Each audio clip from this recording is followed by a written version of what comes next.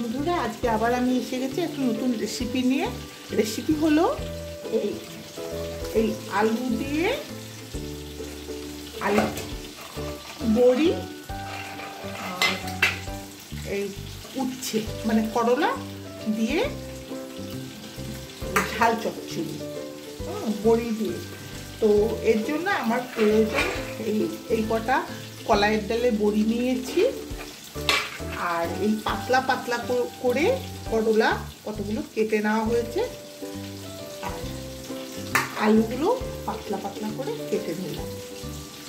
এইবার আমি এই কড়াইতে তেল দিয়েছি, তেলের মধ্যে এই যে উচ্ছেগুলো কাটা রয়েছে এগুলোকে আমি একটু ভেজে দেবো।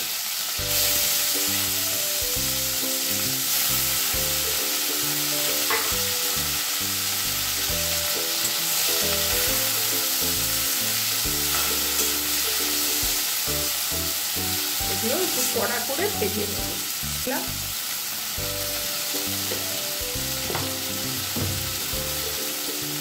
হলুদ,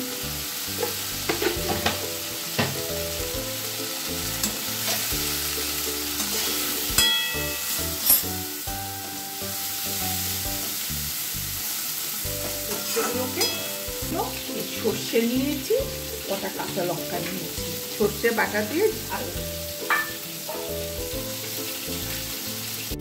দেখুন করলাটা হয়ে গেছে, এবার লাল লাল ভাজা হয়ে গেছে।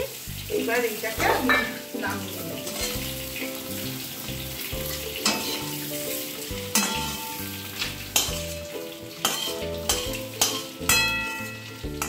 এইবার এতে আমি তেল দেবো, দিয়ে বড়ি কটা ভেজে দেবো।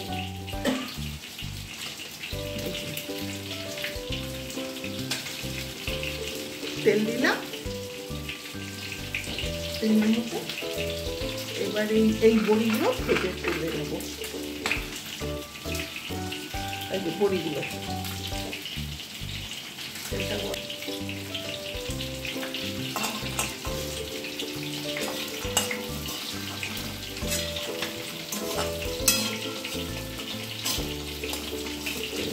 বড়িতে প্রচন্ড তেল টানে।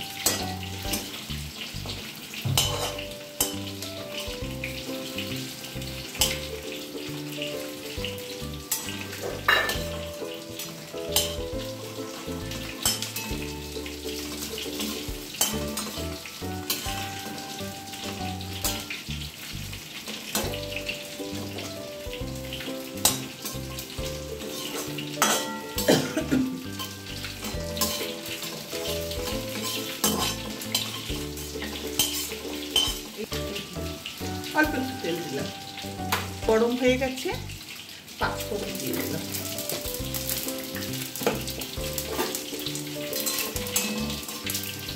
পাঁচফোড়নটা হয়ে গেছে, এবার আলুগুলো দিয়ে দেবো।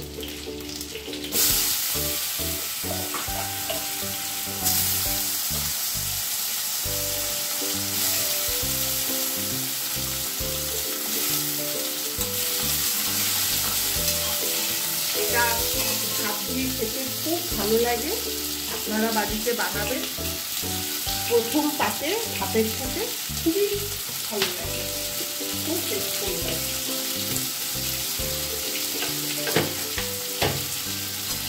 এবং বানানো কোনো ঝামেলাই নেই। এই যে হলুদ দিয়ে দিয়েছি,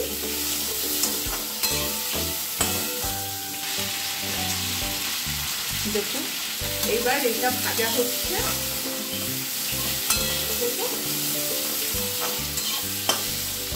বেশ ভাজা ভাজা হবে, তখন আমি সর্ষে বাটাটা দিয়ে দেবো।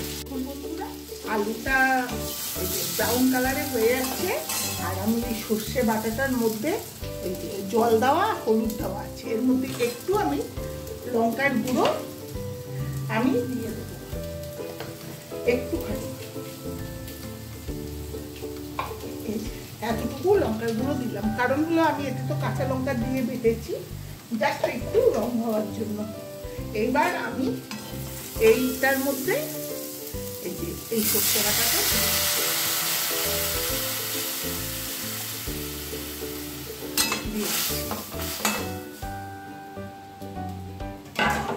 দেখুন এবার আলুটা সেদ্ধ হলে ওই বড়িগুলো আর করলাটা দিয়ে খেতে দুর্দান্ত হয়, খুব ভালো খেতে হয়, দারুণ।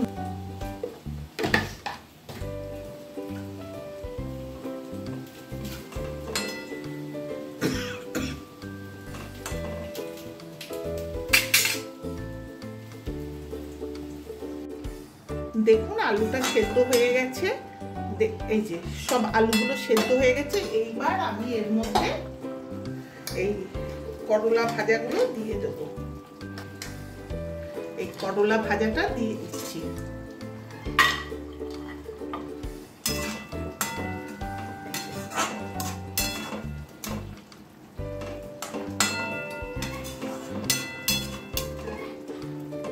দেখুন সর্ষে বাটাটা মাখা মাখা হয়ে গেছে।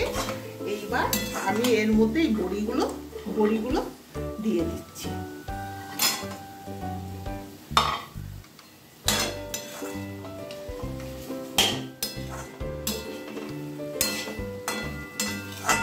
দেখুন বন্ধুরা হয়ে গেছে, এবার নামিয়ে ফেলবো। দেখুন কেমন হয়েছে, ভালো হয়েছে। আপনারাও এরকম বাড়িতে বানাবেন। রাখি তাহলে, নমস্কার।